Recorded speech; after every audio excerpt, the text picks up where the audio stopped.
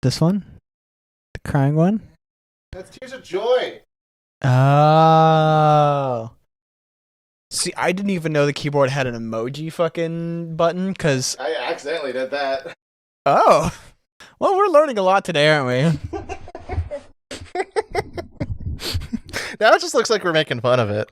Yeah, deserves it. Well, we can start off with that, I suppose. Hello.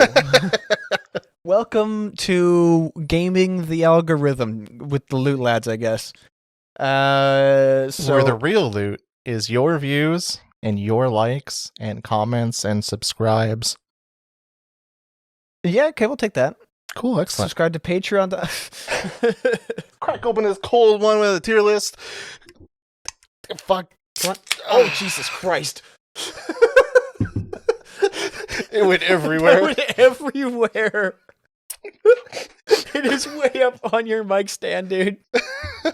No. It's on the joint, yeah. Hold on, And it's on the pop. Oh my god. Refreshing. You didn't even get a sip of that, did you? Technically, yes, I did get a sip of that. Yeah. Crack it up a cold one. Eyeballs no longer thirsty. It's on my glasses. Fuck me. So yeah, welcome to we like Wrath of the Lich King too much in our brains. The Wrath is coming out soonish. By the time this video actually comes out, it'll be like pretty much on the horizon. To clarify, we did not just go back in time to record this. Wrath of the Lich King Classic is coming out soon. This isn't 2008? This is not 2008. You mean I get to raid Naxxramas without having my parents screaming at each other in the background? If you want, we can emulate it, but yes, you're correct. Okay. Yeah, so refer back to earlier statement of like we're not playing World of Warcraft on the channel, and in fact this is as close as I'll probably get to it on the channel, probably. Also refer back to when we mentioned that the World of Warcraft lore was actually pretty bad past a certain point. Yeah, we'll probably get into that here. This is going to be definitely for people who enjoy World of Warcraft and not for anybody else, but hey, stick around, we banter. Yeah. And then that's the sound of 400 people closing their browsers. By the way, we got 403 views. That's great. On what? On this. This? Yeah. Wow. I know. You know what? Crack open another... You just hear like a tsunami sound. Poseidon, crack open a cold one, will you? You got it. Just like a whale cracks open. So yes, I do want to preface it while saying Blizzard, Activision are still crappy companies, but hey, views are views. So, and we pay $20 a month to play their video game, which is a little unfortunate. So we went through a bit of the old dungeons because we wanted to refamiliarize ourselves with... Old dungeons? These are just coming out. It's 2008, Devin. Oh no, my parents! Yeah, we just kind of ran around looking at things again, and just to kind of refamiliarize ourselves to get sort of hyped for Wrath coming out soonish. So, yeah, if you enjoy tier lists of very weird, shitty things with absolutely no opinion that has any merit to anything you do, let's go! You know what's fucky? We rated things out of 10 when we reviewed all of the dungeons, and we're doing it in tier lists. Yeah, but those numbers are higher and lower than other numbers, so therefore we can put it higher or lower than the letter. What do you mean? Well, a 6 is less than a 5. Wait a second! Oh, fuck! Anyway, yeah. Ahn'kahet, the Old Kingdom. Put a graphic up on screen. Oh, look at that. Ahn'kahet, Old Kingdom. So, is buggy. It's actually not that buggy when you think about it. Ooh, it's mostly ghouly. Yeah. Don't get grabbed. Ooh. I thought Old Kingdom, when I was playing the game, context for the video game, I played as warrior tank. I thought it was long as fuck, and it is long. It is a long dungeon, but there's a lot going for it. There's big boys, lots of mobs. There's a lot of encounters that are designed as, and it's going to be stupid to say, as DPS checks for Old Kingdom. Not like DPS checks as in you have to beat an enrage timer, because that's just always a thing. Like, your DPS always have to be doing something. But I feel like a lot of the dungeons in like TBC and Classic, and a lot of Cataclysm actually, just have a feel that if you have a healer and a tank, eventually you'll just go through it. Yeah. Meanwhile, a lot of the bosses are, oh, you have to kill these things faster or more things spawn. Oh, you have to kill the guy while he's draining HP, otherwise he's just going to keep draining HP. Like Prince Keliseth, this is a prime example of that, where you need to deal...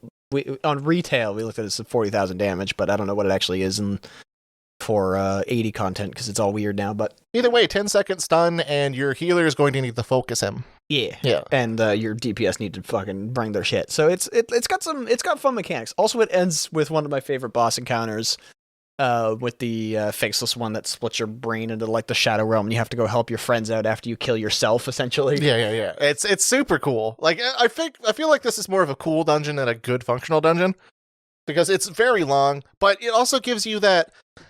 I guess rescinding just the previous statement, it teaches you a little bit in normal mode and in heroic mode that you have to play around with patrols, and it's so tightly packed that you have to cut all of the mobs that you want to kill and sneak by the other ones, otherwise you're going to be there for like 3 hours. Yeah, it can be a long one. I've had a lot of groups die on it and just like give up at the big giants the first time you get down there. Past the first boss. But like going past that first boss and leaving up to it is just like a surgical heroic style. I want to not fight all of the mobs, so we have to fight as minimal as possible. It's kind of like a little puzzle. Yeah, there's an optimal pathing to it. So I think it goes to A tier, because I think this is a good example of a really good dungeon in concept and what you'll actually be doing in heroic. The only thing that's keeping it out of S and maybe thinking about going to low A to B, it's very long.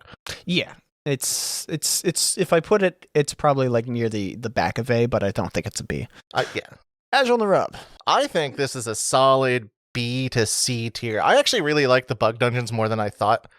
I think it's high C to low B, perhaps. I'm gonna put it high C because I'm kind of in the like. I am a Warcraft lore little bitch, and this one got me super stoked when I was playing it the first time because Anub'arak is the final boss of it, and Anub'arak in Warcraft 3 was like one of the like Lich King's allies and stuff, and he had really cool abilities. Just an interesting character. He didn't really have like too crazy backstory, but he was just kind of like this force of like weird undead buggery in the game. So I was like, that guy's dope. Yeah. And then I get here and I was like, oh my god, it's that guy. And he just fucking goes down real fast. If C tier is like standard dungeon affair, I feel like it only gets high C due to how thematic it is. Like you go into the spot with like the guy that summons two mobs that like stun and do a lot of other stuff with your party, so you need to focus them down. That's kind of cool. And then you go to Hydronox, and there's just things that are piling out. You have to either race to get the achievement or wait for him to come up. Yeah, in order to fight. Yeah, it's very thematic. It's very nice looking as a dungeon. And honestly, I thought it was a shitty dungeon because I personally grinded a lot on my priest at the time because I don't think I ever got him to 80. But the priest that I was playing was at the Azjol-Nerub spot, and I always had a very dour like opinion on the dungeon because I just saw it too much. Type of deal. That's fair. Yeah. Yeah, no, I'd say I'm going to put it high C right now. I think it deserves its high C spot. It's not a bad dungeon. It's just standard dungeon affair with a lot of cool stuff happening. Yeah. Culling of Stratholme. Oh, that's getting A. Ooh, all right. So I like Culling. The only thing that we have a complaint about that might make it the B is that there's just so much stopping. There's a lot of back and forth. When you walk in, you have to kind of go to the main square and then back to like the gate like area or like the residential street, then go back to the main square and fight a boss there, and then run back and do some other thing. And then eventually, once you complete that, you get a nice scripted moment, and then you got to fight more things, and you get another scripted moment, and you got to fight more things. You get another scripted moment. So the beginning of it is so front loaded with you have to be constantly doing things that I think they wanted the players to have a break. Yeah. But unfortunately, that break is just way too long because you need to wait for the things to spawn in, otherwise you just die. And on top of that, like, to get to the point where you get the break, it's just so much running back and forth that if your healer is not, like, on the ball, you're going to be by, like, the fourth wave or something in the beginning. I liked Heroic on progression because it was actually slightly challenging, but at the same time, I kind of get why people kind of don't like it and how long it is. But I think it's a cool dungeon. Yeah, so then we get on the other side of it where I love the lore because this is what turned Arthas from being a good paladin into eventually Northrend into mean man and finding Frostmourne and then coming back and stabbing Papa. So like lore bonus, but also long bonus. Do we want to like give it a penalty for it being like just a lot of stop and start type of thing? The only thing that saves it from B for me is the lore stuff, because I really like the lore. I thought this was one of the most pivotal moments in Warcraft 3, and like the story of it happening in front of me was like, oh my god, this is messed up. As I was a preteen boy going, ooh, pretty colors in the fight thing. Ooh, look at that. Oh, look at the numbers going up. But yeah, no, I've always enjoyed culling for some reason. Again, as a warrior tank, it's really messed up. Like you just demo shout, get the aggro, and then hopefully you keep that momentum up. Yeah. Drak'Tharon Keep. The first of the 2 troll dungos. So I think Drak'Tharon Keep is a good benchmark for where we need to keep good dungeons. Yes. Where you start off with an interesting, like the trash is interesting because the A-bombs do stuff like they are around a lot of smaller mobs. I think they also corpse explode or like do something with gas that you need to really pay attention to. And when the A-bombs appear, they're usually in like a very, very cramped closet. And yeah, like it's not too many mob packs. I think you can skip a couple of them, but like it's got a good feel of just enough mobs to the first boss, and then I think I don't even know if there's any mobs from boss to the second boss, because it goes from the troll gore, right? And troll gore to the Lich summoner guy. Yeah.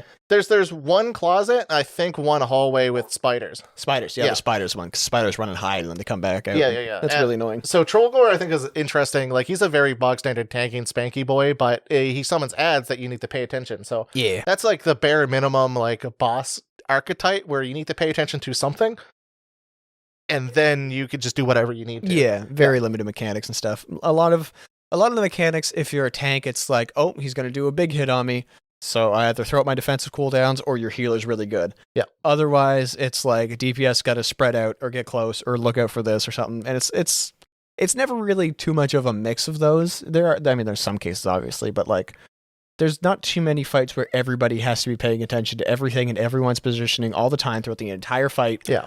Well, and in this case, the first boss is okay because, again, you just have to make sure the corpses are in a specific spot where you don't blow up the raid.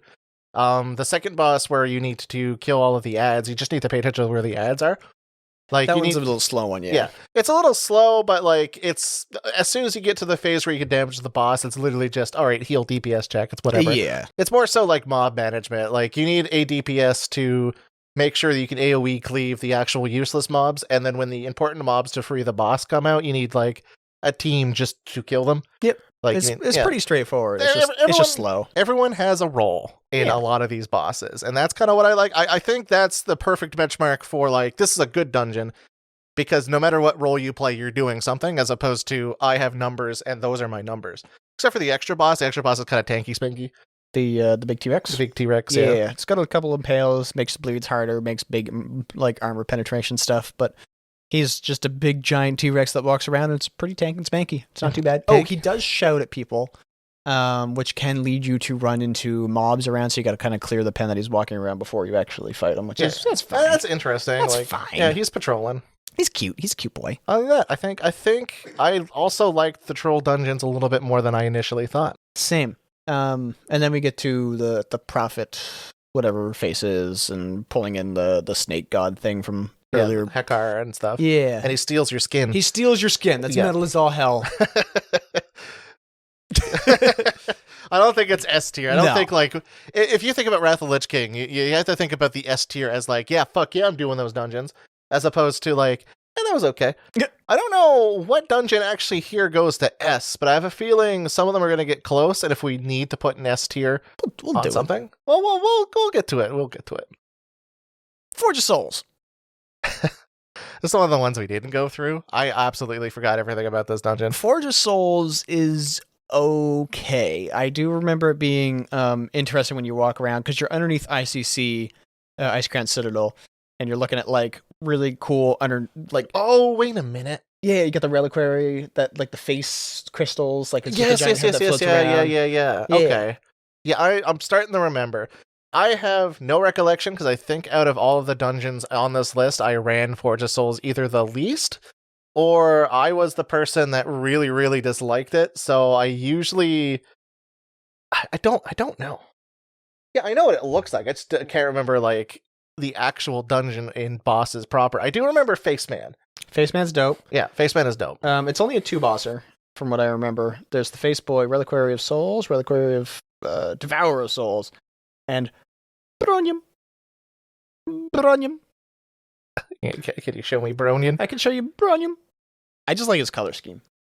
Yeah, he's very like rocket popsicle. I was gonna say, yeah, you look like you're gonna take that out and then go skateboarding with your pals, like a go-gurt. Yeah. Okay. So remembering those bosses, I feel like then the B tier is okay for it. I would say, yeah. For 2 bosses, I don't think it was too long. The mechanics were kind of annoying as a tank, as far as I remember. Again, it was probably like what? How old is this game right now? Well, this one came out just before ICC came out, or around the same time. So, yeah. 2010. 2010. So 2010, I was like, wee babby back then. Oh, December 8th, 2009. It was added. 2009. Yep. 2009. No wonder I don't remember this fucking dungeon. I say B tier is fine. It looks cool. The final boss looks like a popsicle.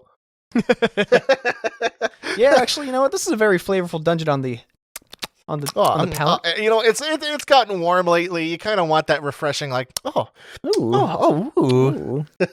Cool off with your dungeon today. No, I thought it was kind of neat. Like getting a couple dungeons that took place in the final raid, I thought was kind of a fun little flavor win leading into the end of the game. Yeah. So I really like it. I wouldn't say it blows me out of the water. It's only 2 bosses. The mobs were kind of alright. It was very short, and I think this was your introduction, or was it the Pit of Saron first? It was Pit of Saron first, I'm pretty sure. Okay. Because you go to Pit on Saron, and I think you go into it. You access it from and then Halls of Reflection after. Yeah. Which everybody loves. We'll get to that. Gundrak! Gundrak also surprised me as to how much I liked it. It's kind of like a Zul-Amon mixed with a Azjol-Nerub. With a little bit of like Sunken Temple in there. There's just so much there that I kind of like, and it's very boss heavy. Like there's not a lot of mobs that you actually need to do to get to all of them, so grinding it's okay. So it gets a plus in my book. And also the goofy mammoth dudes. Like, I like the fact that there is a boss that has a mechanic that you can make it a lot easier on yourself if everybody's paying attention. Yeah. Like it's the dude turns into a giant mammoth. That's his thing. After you get him to a certain point, he casts the thing to turn himself into a giant mammoth. That thing is interruptible. So as long as everybody's paying attention, he could never turn into a mammoth the entire fight, and you get an achievement for it. Yeah. But it is very difficult to do because every time you interrupt him, it gets faster and faster and faster. Yeah. So I think the only reason why this dungeon might rate a little bit lower than, say, Drak'Tharon, or I'm pretty sure this would be high B, low A at most, is that everything is, like, all the bosses are like kind of one note, like they have a mechanic and that's kind of what they do, but the boss, like, grinding it's so dense that so long as you need gear from Gundrak, you're probably going to get it. And it's quite quick to run. It is a very quick run. Like minus points for getting the thing that you need to click on the first boss and needing to go all the way back so that you could rotate the platform and get to the final boss. Yeah, every time you kill a boss, there's a snake boss, a stone boss that has an elemental of like goo in them, mammoth boss, and then hidden Morlock boss. But every time you finish one of the main bosses, you have to turn off or hit the altar that's in front of them. And every fucking time you go through, somebody forgets to do it. You just gotta run back and press the thing. It's usually a rogue, so they have sprint. Honestly, I think Gundrak and Drak'Tharon have very equal like billing in terms of this is what a good dungeon is supposed to look like. Yeah. Because, like, again, every boss has its own thing that it has to do. It's not as roll heavy as Drak'Tharon or Old Kingdom, but it's very much so here's a major mechanic that if you fuck up, you die. Yeah. Halls of Lightning. Was this the one with the guy in the first boss that's the warrior, or was that Halls of Stone? Halls of Lightning was the one where you need to unlock with the door with Bran, right? That's Halls of Stone. Halls of Stone? Halls of Lightning. Halls of Lightning ends with Loken. The guy sitting on the throne and he punches his chin and he's like, ah, fuck. Yeah, I really like the Halls of Lightning. What was the first boss? There was First boss was the warrior, where he goes in the defensive stance. Yes, that's Yeah. right. Yeah, he's pathing around, and he empowers the ads around him. So you got to wait for him to pass. I think it's a lot better than Azjol-Nerub. Yeah, that one. Yeah, I yeah. think it goes in. I think it's above Forge of Souls, definitely. Yeah. In terms of a dungeon, the first boss being all right, so I'm going to make a mechanic where I whirlwind, but I can also glue you to the floor, otherwise you take damage and everyone around you takes damage. But also, if your casters aren't paying attention, all the melee DPS get to do damage because I'm spell reflecting. Yeah, Yeah, it's super dynamic. He's a warrior with multiple stances, and it makes sense. He's in protection, he's defensive stance. He's gonna reflect spells. He's in berserker stance. He's gonna hit the raid. He's in fucking fury stance or whatever it is. He's gonna smoke the tank. So like, it's not everybody all at once needing to pay attention, but like, oh, the tank needs to pay attention now. Oh, the healer needs to pay attention. Oh, the DPS needs to pay attention. Like it's got some neat mechanics to it. I think he's really cool. Then you got Vulcan. The guy at the forge, he's neat. Yeah, he stomps the golems, and you need to pay attention to where you're fighting the golems because he blows them up. Yeah. And you have to kite them around, and he puts someone in a pot. We didn't get him to put us in a pot because we were playing retail. Yeah. Yeah. Then we got the electric elemental dude, whose name I can't remember right now. Yeah, he split up in the multiple, and you just have to kite them. Yeah. He spawns in a long hallway, so that's really not a problem. It's more so just a pay attention fight. Yep. I think, I think this dungeon is just quite good. Yeah. In terms of like the dungeon quality in Wrath, I think is pretty good overall. Like, I think a lot of things are going to land to B and A tier as opposed to like the few that everyone knows is going to be in D, F, and TOC tier. I have no idea what you mean.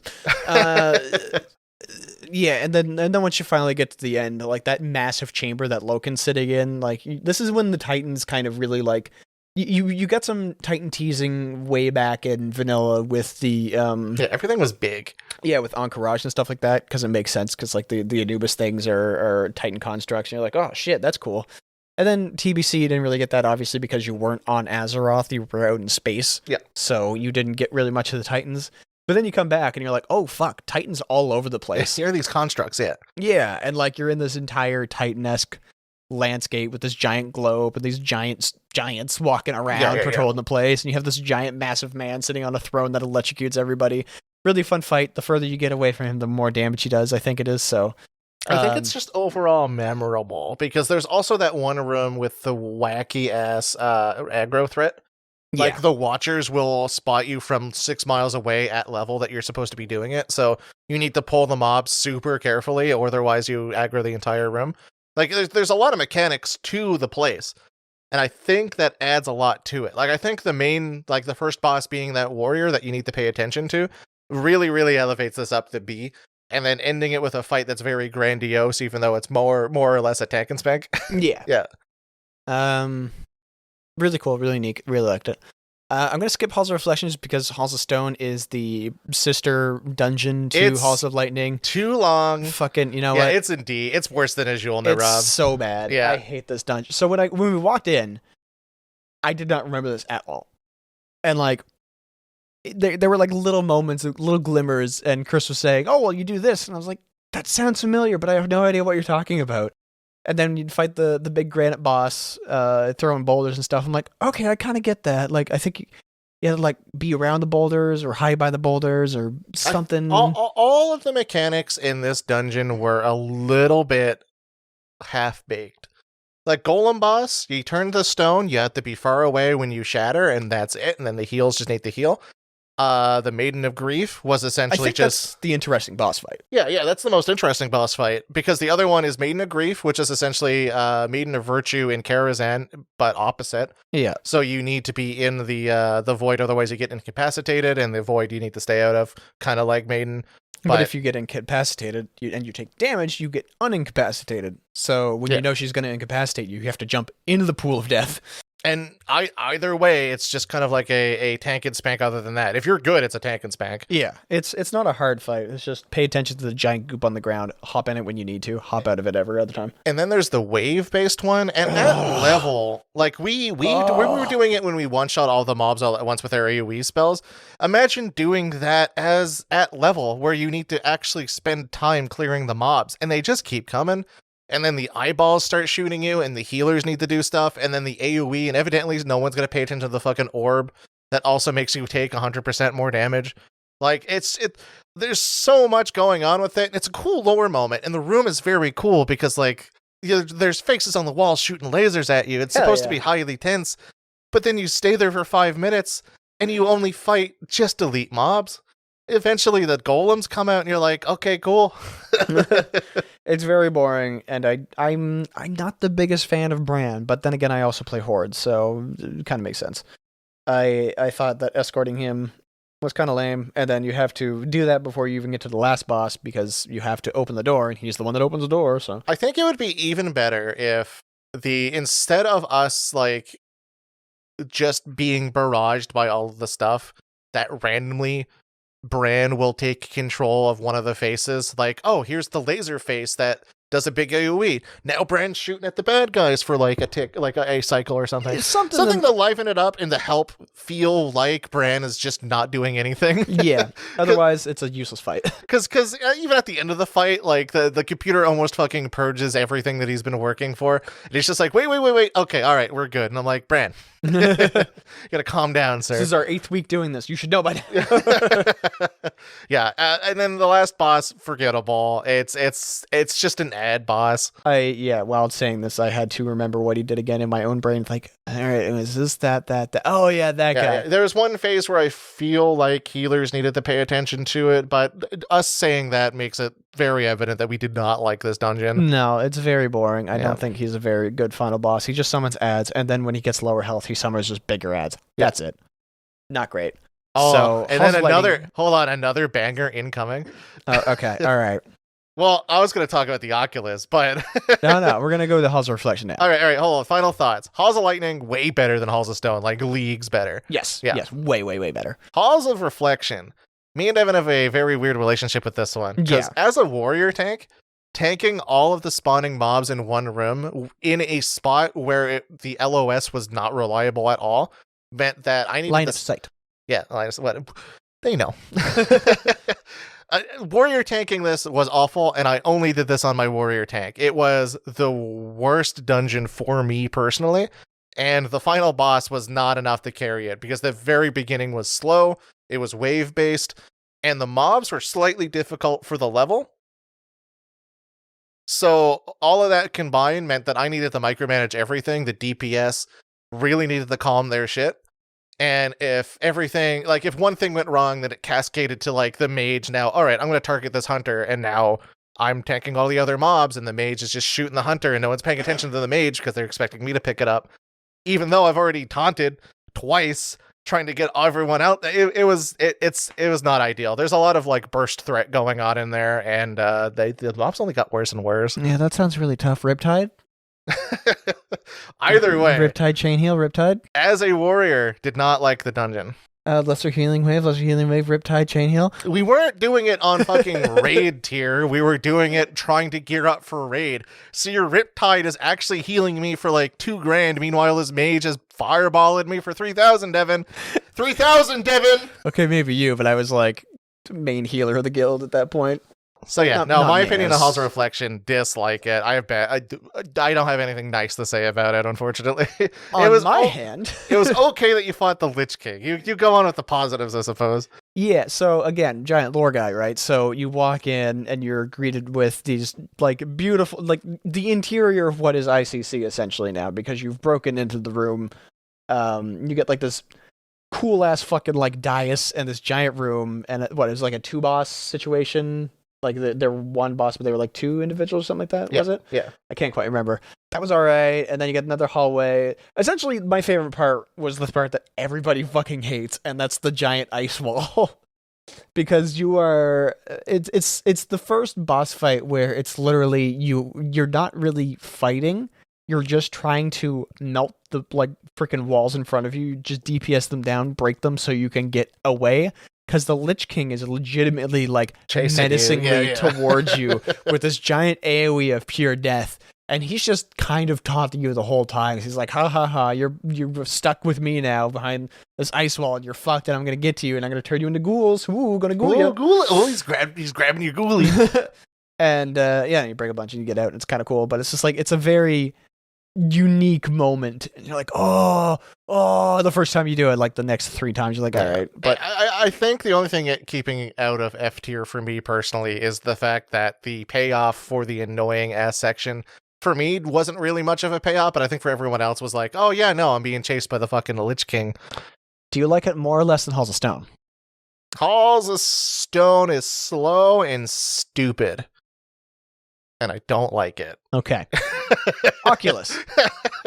Oculus is also slow and stupid. I think every DPS that I've seen there had a 50% chance to automatically just go, yeah, I'm just going to skip this one, guys. I'm going to take the Deserter.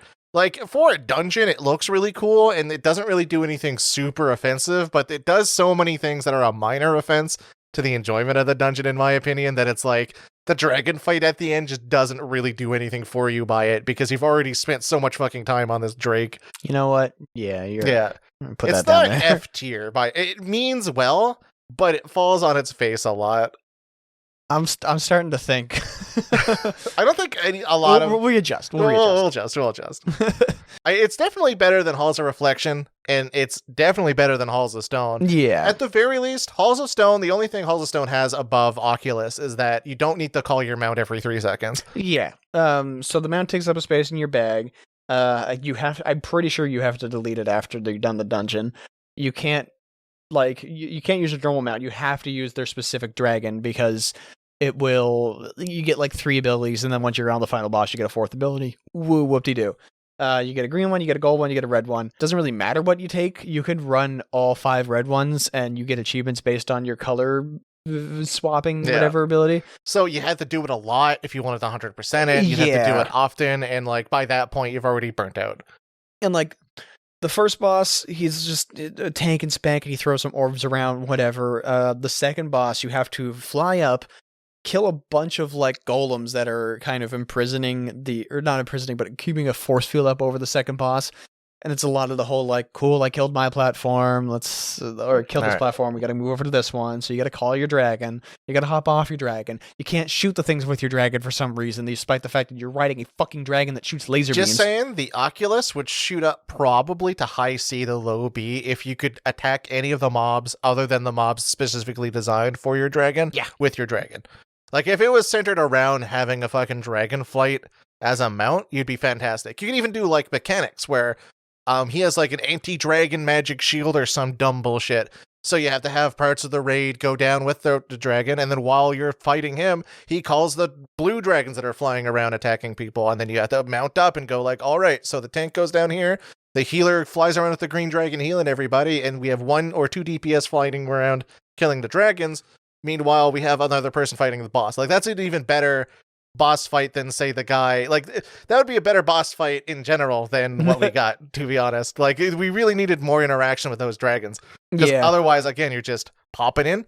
All right, pop out. All right, pop in and back. All right, pop out. Oh, that platform we need to do. All right, so we're on this platform. We just dismounted. Now we mount up again. It feels really bad when you have full freedom of the skies and laser beams, and you go, all right, well, back to throwing lightning bolts, I guess. Yeah. No, freedom of the skies, and back to lightning bolts, I guess. And it's just so weird too, because like, even though you don't have to go very far with your feet in that dungeon, it feels very sluggish, because like, you had to watch the animation of you dropping down, and you're just like trudging it over to those golems, and you're like, okay, I fought them.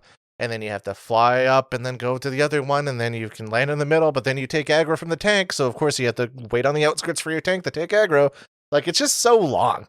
I do like the feeling of constantly climbing the Oculus as you're going, because you start out at the bottom layer, you take a teleporting orb up, and then you get your drakes, then you go up to another ring and fight the sentries, and then you fight the boss, then you go up another ring to fight another boss. It's a cool dungeon in concept. Like, another thing that could have easily been done, instead of the golems, there's a big orb that people are channeling underneath of it. So the dragons need to do DPS to the orb, and meanwhile, the guys underneath of it channeling the orb go, hey, we need guys with spears or lightning bolts to shoot the dragons, so then the tank has to go down and tank the guys. Like, that would be a better... Yep. Yeah, like, come on, guys. And then the final boss is a giant crazy blue dragon. Which, honestly, did what we all wanted the Oculus to do in the first place, which is fight it with your dragons. Yeah, like... Fight boss with dragons. You unlock another ability, and it's kind of neat. There's no words that can understate how much you really needed to play with your dragon more in Oculus in order for it to be like palpable. To be honest. Yep. Yep. Pit of Saron. I really liked Pit of Saron. I think it's either high C to low B. Not remembering the bosses at all, but I think for its time, it's a gorgeous dungeon where you see everything and you go like, wow, this is a fucking huge scope of a dungeon. I'm gonna need to kill that big guy roaming around the forges. I need to go do those orbs type of thing. I really liked the theming and the actual thing of Pit of Saron. I think it's a good dungeon. I solidly feel it's mid B. Fucking maybe even better than Gundrak. Like, just to make, I would need to play it as leveling up again in order for me to be hyped for it. But in my opinion, I think your idea is correct. Yeah, because so you walk in, you see the whole thing, and you're like, oh shit, I'm at the foot of Icecrown Citadel. This is kind of cool. It's intimidating because there's a bunch of like miners and ghouls and a bunch of like people that are like shackled up, and you got to free them and help them out. Yeah. And you fight the one boss who's at who's like the giant that runs over to a forge and like gets new weapons and shit like that. And freezes people, and you're like, oh, that's kind of cool. Don't you have to hide behind the frozen guy too? Yeah.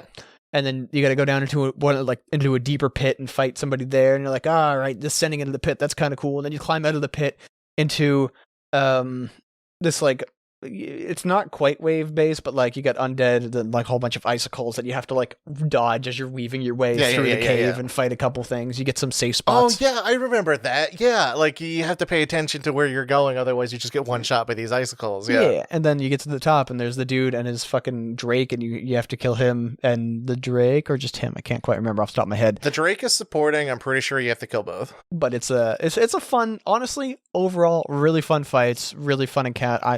I think it's definitely a part of the pantheon of good dungeons. Like, much like the Oculus really wanted you to feel the scope of the dungeon, and how City really wanted you to see, the Old Kingdom really wanted you to see, like, this is the Old Kingdom you are raiding. Like, look at all the cool shit you can do, and then you go into the underbelly of it. Pit of Saron really sells these dungeons are fucking massive, and this is what it takes to get to ICC type of deal. I think it's a great dungeon. I feel like either back of A, start of B. I think we can. I think we can back of A it. I don't think anything else besides like the Utgarde stuff is going to make it past that. The more I think about it, the more I really like Pit of Saron. Yeah, Nexus. I think when we were playing it was a little bit.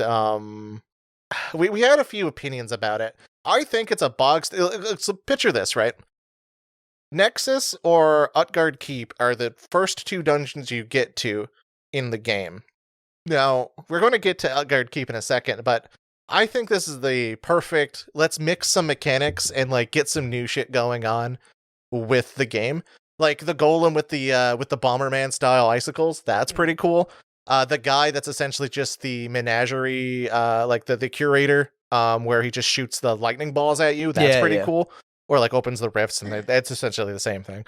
And then the dragon boss was really neat because you had to keep moving or just like keep hopping, otherwise you get stacks of stuff. Yeah, you get frozen. And so the only way you keep not from getting frozen is to keep warm by running around. And really unique. Really, I think my favorite boss in it is actually the first mage girl that like gets reflections and has different spells based on her reflection. Yeah, she splits herself into 3, and mages have 3 pools of abilities: the arcane, the fire, and the frost. And she puts you in the blender that makes you up. Like the blender. I think she carries this to above Azjol-Nerub, but I think this is the most like standard ass. This is what dungeons are going to be looking like. Meanwhile, Forge of Souls and like Halls of Lightning this is what we can do to make them better. I think Nexus is a good standard to go by as of like a middle of the road 50% dungeon. Yeah, I think this is the most average dungeon. It has a cool a decent premise. I like the design of it, that you circle around the whole thing to get back to where you started to fight the dragon that's in the center. You see the dragon. Yeah, like he's right there. You walk in, you see the final boss. He's frozen in this pit, and you have to like walk over and touch orbs to like make it survive, like come to life, and then you fight it. And you're like, oh damn, that's real cool. And like you get the different scenery, like the weird like ice blooms and stuff. In the room with the tenders and the treants and stuff. Like it's a cool dungeon. And again, I really like the mechanics on a lot of the bosses. But it's literally just ripping from other dungeons in the past. Like a lot of them do. but it's like, okay, here's a mini menagerie, you know what's going on. Here's a golem guy that like has a line that you need to avoid. All right, we're cool. Here's the only unique fight, as I've said, is the first one, and that's the second one. You forgot the commander and the ice dudes. Fuck, the commander! He's so forgettable. I just forgot. I love that boy. You know what? He's actually kind of a cool boss too, considering like in context, you're in a hallway filled with frozen people, and as soon as you get close, they're actually legitimately tough guys. So when the boss fears you, you get the fear of God in you that you hope that fucking mage doesn't wake up that warrior. And then he gets slapped inevitably. Yeah. I think it has a mixture of interesting stuff going on and samey stuff that you already know what you're doing with. Yeah. So it's a corridor of frozen people that when you touch the frozen person, they come to life. Yeah. So when the boss screams and everybody runs around, it's like you drastically raise the challenge rating if you touch anything. So it's very important to kind of clear the thing. I think it's neat. I think it's a fun idea. It's a fun concept. But it's also easily to fix if you're not idiots and just clear everything first. And like, the only thing keeping it below Fortress Souls is its popsicle boss. It's dragon flavored instead of the rocket popsicle. It's true. The rocket popsicle does help. Trial of Champion. Trial of Champion is Keep. Yeah. Explaining a little bit. It's a joke. Okay. So the only reason why Trial of the Crusader, which is the raid version of Trial of Champion, is so remembered is because of the multiple memes and stuff that are carrying it up. Like if this were a tier list of raids, Trial of the Crusader, I think, gets a 1 or 2 points based off of Lord Jaraxxus and like one or two other things. And I remember being that guy who needed TOC, but no one wanted to raid TOC after they got the gear because they just wanted to get out of it as fast as possible. Yeah. Or like they just didn't want to grind frozen orbs there because it was just... Ooh, and that's talking about the raid version. Trial of the Champion is just the more boring version of TOC. It's interesting at the start of Trial of Champion because like you have to pick up a spear or a jousting equipment and hop on the back of an actual mount, which is unique, and you have to fight mount on mount combat. Yeah, but it wasn't really gear dependent, so like it was always the same fight. Like you never felt like you were like if you're doing ICC, but like your daily that day was to go back and do Trial of the Champion, you're like, well, despite the fact that I'm a healing god, I am not doing anything to anybody here because I'm just running around on the back of a wolf with a lance going pew, pew. There's a few things that are pretty, like they had good ideas. Like the bosses aren't really that bad. Like the Trial of the Champion is just, hey, we're going to shuffle around for a few alliance classes, plop them down, go fight them after the whole stupid like jousting bit. Pelatrice, I think, was really cool because as soon as you kill her, she summons just another random raid boss. Yeah, that's like tuned obviously to your particular level. So like we got like either what did we get? We didn't get Major Domo. Did we get Lucifron? Yeah, we got Lucifron. So Lucifron spawns up in Molten Core, and you fight him instead. And it's like, all right, that's a cool concept. You get like a grab bag of stuff that you either are like, if you're a hardcore raider, quote unquote, you recognize, oh hey, that's a good guy, and then probably other things in the pool that you can get for fighting in raids. And like, she's a cool boss. If she was in any other dungeon besides Trial, I'm pretty sure she'd be more remembered and like a lot better of a boss, to be honest. And then Black Knight was just entertaining. So also if you didn't get Pelatrice, you would get Adric. Who was just a paladin who would stun people, and then if you dispelled it or something, like you get to throw the hammer back at him for a bunch of damage. If I remember that correctly. So that sounds satisfying, but like you take a look at Pelatrice and now, Pelatrice is cooler. Yeah. And then Black Knight. This is the one. When we were talking about it when we were running around, this is the guy that if you face him, will make you disoriented when he blinds everybody. Oh yeah, the flashbang. Yeah. Radiance. And then all players who face him disorient for 2 to 4 seconds, depending on mode. Yeah. Again, it feels like a lot of the bosses there were just, we have boss concepts, put them in a thing. It's just so it's so unfortunate. And Trial really wasn't that long of a dungeon. It's just so awkward. You got one room and you have to do a lot of waiting for words to happen or people to walk around, or like even after you beat the Alliance dudes that are on horseback, you have to wait for them to get back up and then fight them on foot. Yeah. Unique, fun, cool thing about that though is after you beat them on the backs of the things, they fall on the ground and they'll slowly get up and walk towards a mount, and you have to keep running them over to stop them from remounting and having to fight them again, which I thought was cute as all hell.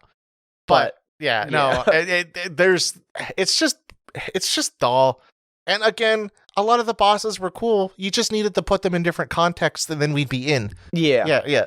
And I do like the last boss where it's like, dude, oh, you've killed me. Well, now I'm Bones. Oh, you've killed me. Well, now I'm a ghost. It's like, you think I need bones to defeat you? Yeah. Like, it was actual quote from the game. It's fantastic. But like, again, It's surrounded by, you have to talk to the guy. All right, cool. You have to talk to the guy again. All right, cool. What cutscene do I need to watch in order to access the rest of the dungeon? Yeah. Oh, he's flying around. All right, cool. Yeah, he's going to land. Oh, he still has dialogue. He's going to kill the guy that's announcing it. And the funny thing is, he brings up the guy as a ghoul. I don't think the ghoul was even an elite. I'm pretty sure he was just a random ghoul. Yeah.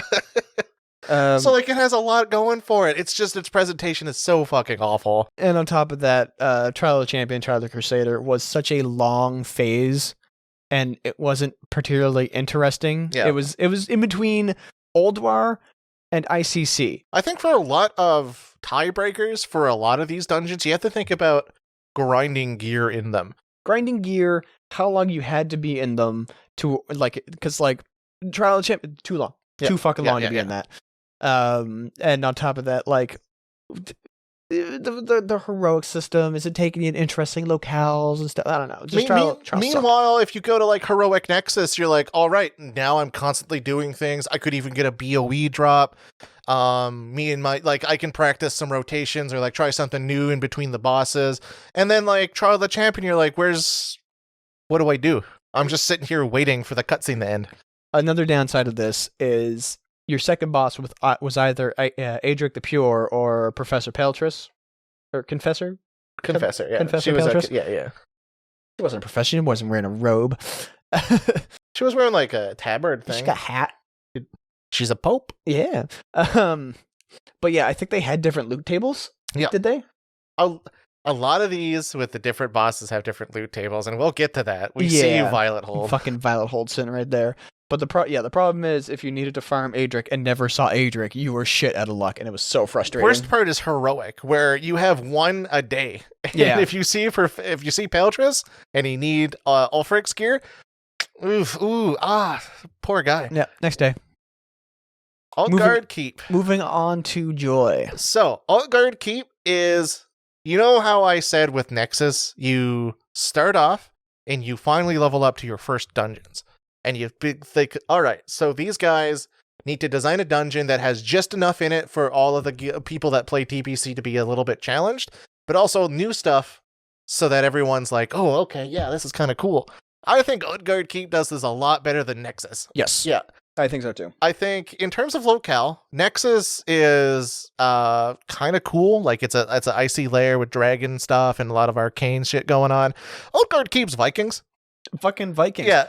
When you see it in the picture itself, the very first thing you see is a gigantic flame spewing forge. It's so cool. That like these giant Viking people are just forging weapons from, and you're like, all right, that's kind of cool. You have to turn off the forge to proceed. That's not even a boss. Yeah, no, you have to. There's a guy pulling the chains to keep the flames going, and you need to like get him off the chain, and then the flame stops so you can walk by. Yeah, kind of neat. What's really cool too is about Howling Fjord was the area. Borean Dungeons on the west side. Yeah, and like as you're questing around, you see Utgarde just standing there in the distance constantly, and you're questing around. You're like, there's this giant construct there. What the fuck is that building? Yeah. And then eventually, oh yeah, no, it's actually 2 dungeons, and like 2 of the cooler dungeons too. And you're like, oh, that's really neat. That's dope. Yeah. You didn't. I never got that same feeling when I was running around Koldara. Well, that's because Koldara Oculus was put like the Oculus was stuffed in a bubble. Yeah. Like you see the big sphere, it's like, well, I've seen it in Dalaran. I've seen it like, what's with the big sphere? And you see the cool tower, and you're like, all right, sick. I'm gonna go to its basement to do its dungeons. I think I just convinced myself I know where I'm leveling up when it gets to Wrath. I'm gonna try and avoid Borean Tundra as much as possible. I mean, I think that and then leading up to Grizzly Hills is for the best. I think the background music's kind of serene. Oh yeah, Grizzly Hills is such a blessing. But we're not grading zones. We're grading Utgarde Keep, and I think it's low B or the top of C. I would say better than Forge of Souls 2. Yeah, I It's one of those dungeons that it's like they didn't need to go as hard because they did it for us. Yeah, they did it for us. Whoa, they did it for us. And like the bosses weren't the bosses were just enough, I think. Like the guy that forced you into an ice block, they're goodbye type of thing. Yeah. And he's also part of the ICC, like the vampire princes. Yeah, which I had to inform you yesterday, and you're like, oh yeah. And then the second boss where like you have to kill one or the other, and then you have to deal with the other one's ghost and a buffed version of the other one. Yeah. Like you gotta cash her into Berserker, so it's like you kill the melee one, he's just gonna come back as a ghost and ghost punch you. Yeah, and whereas the Nexus had unique mechanics for its last boss, you just go to a fucking platform and this guy gets essentially King of the Vikings at that current point. It's kind of a standard like warrior boss where you just need to watch out for his shouts and stuff. You kind of treat him like a dragon, and then you kill him, and then you get a stacking debuff that if you get hit by the dragon mechanic, you just fucking die. You get hurt more and more and more every time. Yeah. He's neat. He's just sitting on this platform too, commanding a bunch of like dudes on dragons. You're like, oh, that's kind of cool. And you have to see it, like, unlike the cutscenes where you need to wait in order for your turn for the boss, you're walking down this big bridge and he's just doing stuff, and you're like, well, we gotta get there because he's doing it. He's sending dragons out to fight people. Yeah, it's a lot more thematic with a lot less of the waiting. Yeah, even if it does take the same amount of time as like escorting Arthas through a corridor, you're proceeding at your own pace to the dude while he does stuff that's thematic, and he's like, that just feels so much better than watching a dude go, oh, what's behind this bookshelf? Yeah, it's fucking stupid. Yeah, really cool dungeon. I think honestly, I might shunt that up forward past Halls of Lightning. Halls of Lightning had a lot of stuff going for it, but I think nostalgic, and also the Viking theme, and also the fact that it's one of the first dungeons you get to, makes it so that like you remember Utgarde Keep as like oh yeah, that was fucking cool when I entered it. Oh hell yeah. Yeah.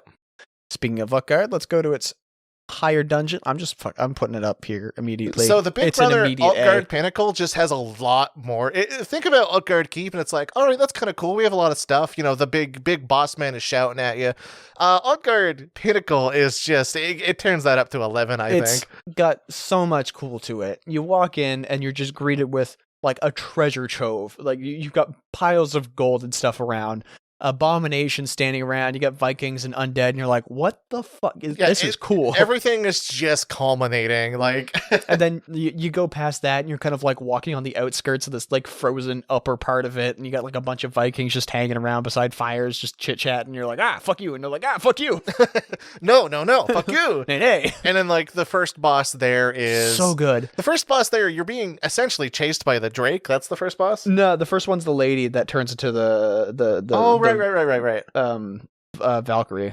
Actually, it's right after that. Ooh. Anyway, yeah. The lady gets turned into a Valkyrie, and it's a big lore thing because you got big ass Lich King talking to her through a portal. Yeah, and it's so cool because you walk into the room and you see this lady screaming at this giant wall portal thing, and then Arthas just kind of like steps out, and you're like, oh fuck. Yeah, that's first time you saw that. It's like, oh geez, that's the fucking Lich King. And then her fight's kind of cool, where it's kind of standard where.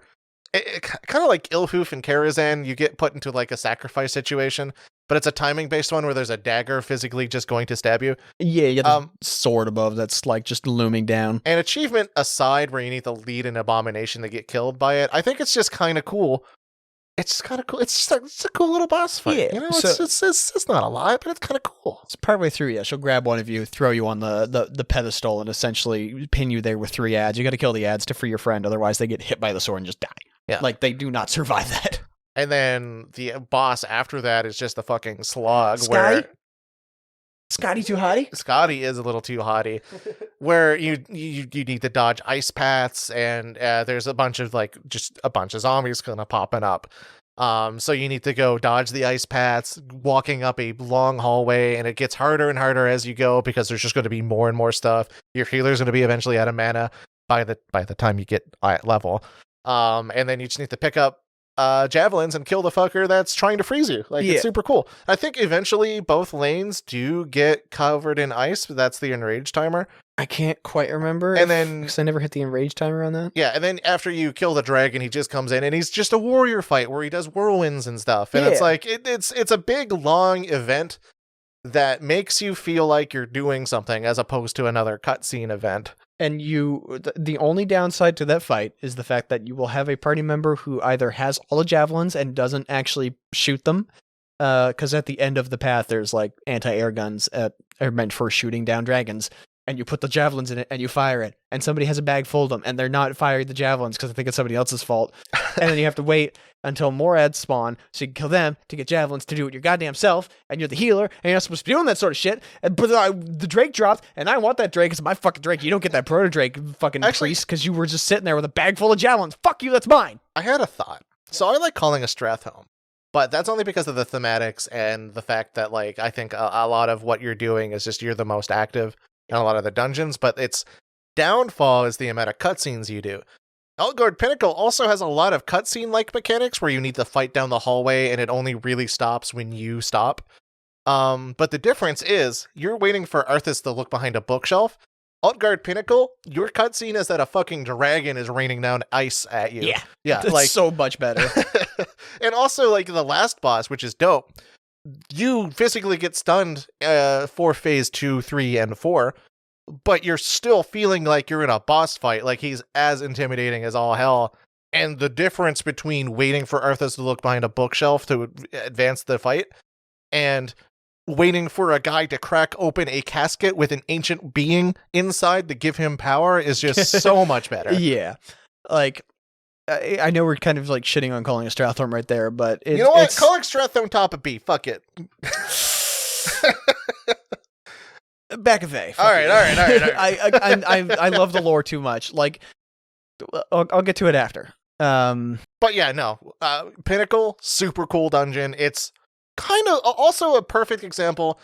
I will give it a little bit more praise. It might be a little bit of an empty praise. So Nexus and Keep, first dungeons in a big structure that you need to progress in, and as you level up, you're going to get further up into that dungeon. Where Nexus and Oculus are their brother-sister dungeon, Keep and Pinnacle, you can see right there on the list, B and A for Pinnacle, and C and D for Oculus. They went in complete opposite directions as to the enjoyability and the expansion of that fucking lore. Yeah, because like this is the basement, this is like obviously the upper part of it, and this is the upper part of it, and this is the basement of that. And it's like you're fighting the guy controlling the Oculus, and then like inside the actual raid itself is Malagos. Yeah, and then you're fighting the actual king of these fucking Viking people, as opposed to the Keep where you're just killing their like general or some shit. Yeah. Like the thematics go up. Like the lore in each of these dungeons are like they're supposed to be ramping up, but you're much more invested in the guy that can channel dead people. Yeah, way better. It's just super interesting. And finally, Violet Hold. So Violet Hold, I think, gets our F slot. But immediately in the F. I don't mind Violet Hold because of the amount of variety you get, but then I remembered one specific point that I didn't think about until Devin reminded me of it. So I remember when we had a problem with TOC and that there are 2 different loot tables for 2 different bosses that you have to find out randomly. There's like 6 bosses with 6 loot tables that if you need to grind it heroically, you're essentially pulling a fucking lottery that not only do you need the proper boss, but he needs to drop the proper item. Mm-hmm. And if you're playing heroic, trying to get raid gear, better luck tomorrow, bud. I hated getting, I think there's like a cape or a ring or something I needed there, and it took me weeks in order to get it. And I'm already doing Axe at that point. If you're unfamiliar, like you play TPC Classic or just play TPC, it's like Black Morass minus the alligators. So already plus, but then the mechanic where you get bailed out for like, because in Black Morass you have a mechanic that bails you out for a portal, i.e. a bronze dragon tanking all the mobs for you. You can summon a bronze dragon from like out of nowhere. So plus on that, and then Violet Hold gets the same mechanic, except it's a torch that will activate a crystal in the middle of the room that'll just wipe the wave for you. Yeah. So that's a good shortcut. You don't need to walk as much to get to the portals. And the portals spawn faster than Black Morass. Yeah, so everything's tighter, less ads. It's just, it's Black Morass, but way better in every regard except for The one problem with the dungeon. Yeah, Actually, there's a second problem, but I'll get to it. I fucking hate wave-based stuff. I really don't think wave-based, because you're no matter how good. Again, this is a lot of the problems with the bad dungeons. No matter how good your gear is, no matter how great you are at finishing stuff, you still have to wait for the game to let you do whatever you need to do next. Yeah, it's essentially big cutscene.deck. Yeah, you kill the boss and then you have to wait and wait. And I get it, it's there so you recuperate your mana and stuff like that, but once you get geared enough, it's like, well, I only used like 30% of my mana bar, so I don't really have to worry too much right now, but yet you still have to wait like 3 or 4 minutes of just sitting around waiting. And it's a shame because like the bosses have fun mechanics. Yeah. And it's randomly chosen, so like every time you go to a Violet Hold, you're like, oh, I wonder what I'm going to get. But unfortunately, when you're grinding, it's like, well, I have to get this, otherwise this run is wasted for the day. For the day, it locks. Yeah. Yeah. And like, if you take the idea of I need to get gear from this out, it would be probably bottom of C for me. Yeah, I think so too. Like the context of grinding the dungeon is very important. Oculus, I think, should be a little bit lower in that case because you have to grind it and it's just a fucking slog. Yeah, that's fine. But like Violet Hold's the worst for it because you actually have to add RNG to your RNG table. Yep. And the worst part about it is that the blue dragon at the end is called Cyanegosa. Yeah, I really got upset with that when we were looking at it yesterday. So Blue Eye Gosa, yeah, fair enough. Yeah, the naming convention. There's a naming convention for all of the dragonflights. The red ones have the straws or straza to it at the end of it. All of the green ones have the era, like Sarah or Era or something like that at the end of it. Yeah, Sarah. Yeah, Sarah's the main one. And you get to the blue ones. You got Malagos, Syndragos, Caligos. There's a lot of ghosts or Goza. So when you get to Cyanagoza, which is it's light like blue dragon. Yeah, it's like a red dragonflight being called like Crimson Straza. Yeah. Red Straza. Or like, Bluagos. Yeah. I choose you, Bluagos. Yeah. Oh, cool. Blue. That's that. You know what? That's a point below. But it deserves its F tier, I think. All right. So if we have to choose, there's an S tier blank here. Do we just go for the best one? Because talking about it, Old Kingdom and Pinnacle are pretty much the same. I love both of these. Yeah, I love both of these. Pit of Saron just gives you the scale required for you to understand why we're like getting IC. Like it's a good setup for ICC. Yeah. And then Culling of Stratholme was just a big like lore thing where, you know, it's a big lore thing, really. And another bonus to Culling of Stratholme is if you are only familiar with like World of Warcraft from vanilla forward, Stratholme itself is a dungeon that you have to go into in vanilla. Yeah. And do like there's actual like important quests for paladins to go there. Like it's got a lot of really cool stuff to it, a lot of lore, even just in vanilla. Yeah. And then you go back to the past of Culling of Stratholme and what happened to the Warcraft 3 mission, and it's like, oh, this is that's also cool. This is also back in the day where they really relied on the Warcraft 3 lore, obviously, because we're fighting the Lich King. But... Yeah, Arthas was a big thing. Yeah. Warcraft 3 and oh my God, Frozen Throne, obviously, because you're going to ICC to raid the Frozen Throne. Hold on, I know what our S tier is definitively. It's Old War. just put Old War in S tier. Put it 3 times. Actually, S tier. Old War, bottom of S tier, Jeeves.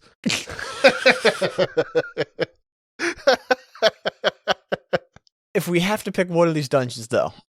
Okay, so here's the Jim Jam. I think if we need to rebalance it so that we have to have an S, Utgarde Keep and Old Kingdom go up to S. Drak'Tharon goes to the bottom of A. Gundrak might also go to the bottom of A, and then that's our spread. But I like this more. Not bottom of B, bottom A. Oh, bottom A, sorry. Yeah. Oops. There we go. So I think generally Wrath of the Lich King had really good dungeons. There's just a lot of misses where they tried some stuff, and that's okay. Like, you need to try some stuff. Like, the first time you enter the Oculus, it's super fucking cool. First time impressions for any of these dungeons, Oculus goes up to B, or maybe bottom of A. Halls of Stone, it's lore based. If we need to go off of that, it might be like B. Violet Hold, it's a novelty, and if you really, really don't care about grinding, it's probably C. Trial of the Champion stays where it goes. And a few I think first impressions for all of these dungeons, I'm fairly certain everyone gets up a letter grade, maybe 2. But as soon as you put it in the context of the actual game itself, and you need to do these multiple times, honestly, they probably stay right there. Like the bog standard dungeons, they're bog standard and they're slightly forgettable, but they're reliable. Yeah, no, like Meanwhile, this is the core of like dungeons. If I have to do, this is my heroic, I'm like, all right, cool. I'll be done it pretty quickly. I know what I got to do. And then after, and then if you get down to Oculus, if you've played back in the day, as soon as you enter into that fucking hallway in the Oculus, one DPS is leaving. You legitimately have a 50% chance every time you spawn into that dungeon that you'll complete it. It was bad. So yeah, when you see your daily is like one of these down here, you're like, ugh. Yeah.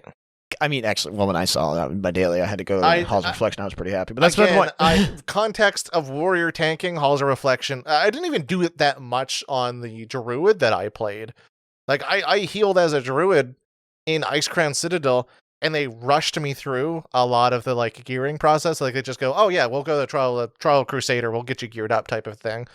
Kind of what we're doing now in TBC. So I didn't really get much healer time in Halls of Reflection or a lot of these dungeons, but the fact that I was a warrior tank means that Halls of Reflection really, really rung really poorly for me.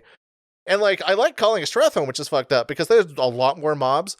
You need a lot more control on them. And you need to do it really quickly, which is really strange in my opinion. So I guess I just didn't enjoy Halls of Reflection. I don't know. I'm pretty happy with this. Yeah. The more I look at it, the more I'm like, yeah, these two were definitely like some of my favorites. All right, another contention for S tier is the gunfight. Nice, the gunboats.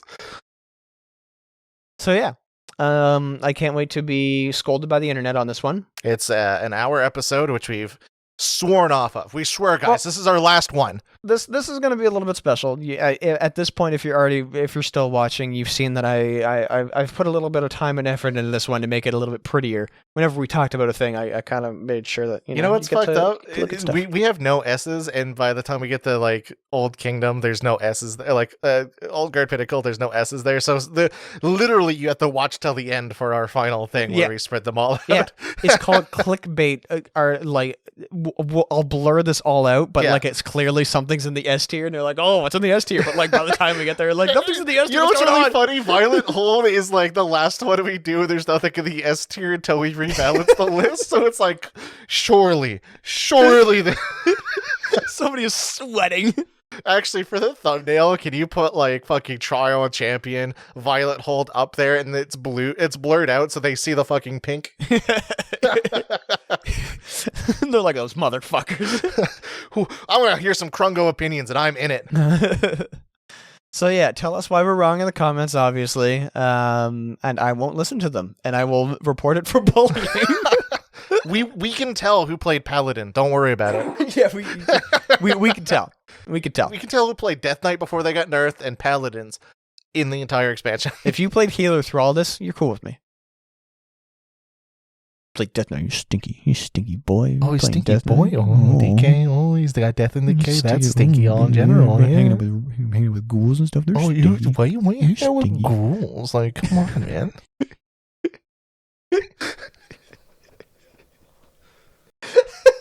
Next time I loot, lads, we'll complain about something else.